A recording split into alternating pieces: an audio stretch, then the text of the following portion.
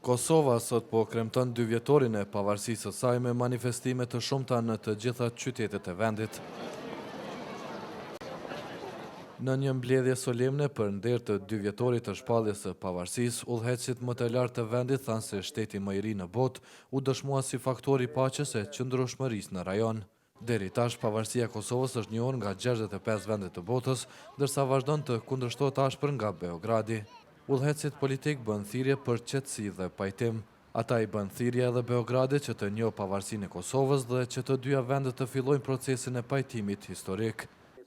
Presidenti i Kosovës, Fatmir Sejdiu, tha se Beogradi do të duhet të ndiqte shembullin e vendeve të tjera të rajonit, me të cilat Kosova ka vendosur marrëdhënie të mira fqinjësore. Problemi ynë i vetëm në raportet me jashtë mbetet Serbia, e cila po e vazhdon politikën e saj agresive kundër Kosovës. Beogradi zyrtar po i financon strukturat paralele serbe, cilat veprojnë veri të vendit, ku ende kemi një shkallë të lartë të kontrabandës dhe të kriminalitetit ekonomik. Qindra miliona euro janë investuar nga Serbia për mbajtjen e këtyre strukturave, të cilat përmbajnë peng komunitetin serb në atë pjesë Kosovës, duke mos i lejuar qytetarët e këtij nacionaliteti të integrohen në jetën institucionale dhe shoqërore të Kosovës për të mirën e tyre dhe për të mirën tonë të bashkë.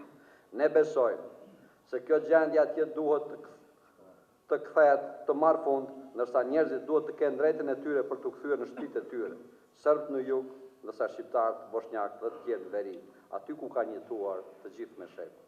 Duke pranuar se vendi gjatë 2 vjetëve të fundit kaloi nëpër një periudhë të ndjeshme politike, udhëheqësit në Prishtinë thanë se Kosova ka bërë hapa të kujdesshëm, por thelbësor për ngritjen e institucioneve demokratike dhe dëshmimin e plot se ajo ndihmon fuqishëm paqen dhe qëndrueshmërinë në rajon.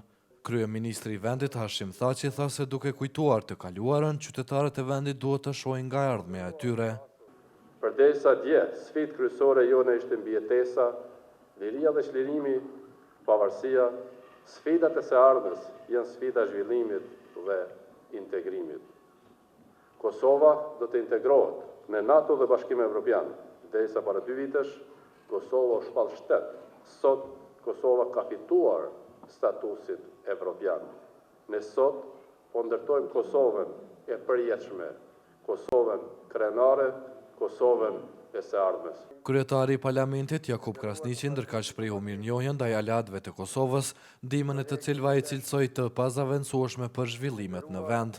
Dëshiroj ta mbyll këtë fjalë me mirënjohjen e thellë dhe falënderimin e madh botës demokratike, Shtetet Bashkuara të Amerikës, Bashkimit Evropian, NATO-s dhe të gjithë miqve tanë të shtrenjtë anëkënd globit që ndihmuan Kosovën në proceset e vështira e historike të çlirimit, të vendosjes së paqes dhe të ndërtimit të demokracisë e të rimkëmbjes pas luftës shkatërruese. Edhe në kremtimet e sotme është veçuar roli i Shteteve të Bashkuara të Amerikës, 3 përfaqësues të lartë së cilës aktualisht po qëndrojnë në Kosovë. Ligjvënësi Earl Pomeroy dhe senatorët George Vojnović dhe Jane Shahin në ditën e pavarësisë së Kosovës janë takuar me dyert të mbyllura me udhëheqësit më të lartë të vendit dhe përfaqësuesit e komunitetit serb.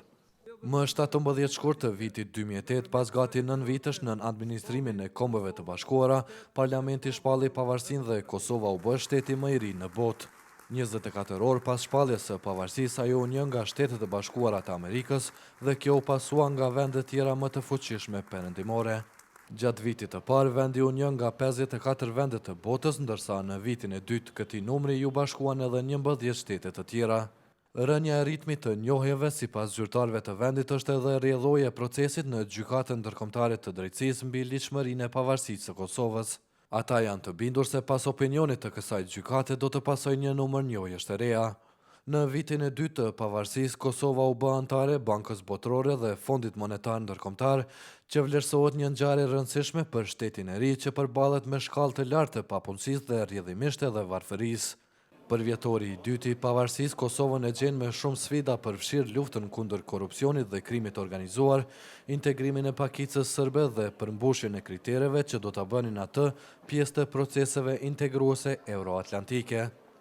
Për Zërin e Amerikës, Leonard Sheu, Prishtinë.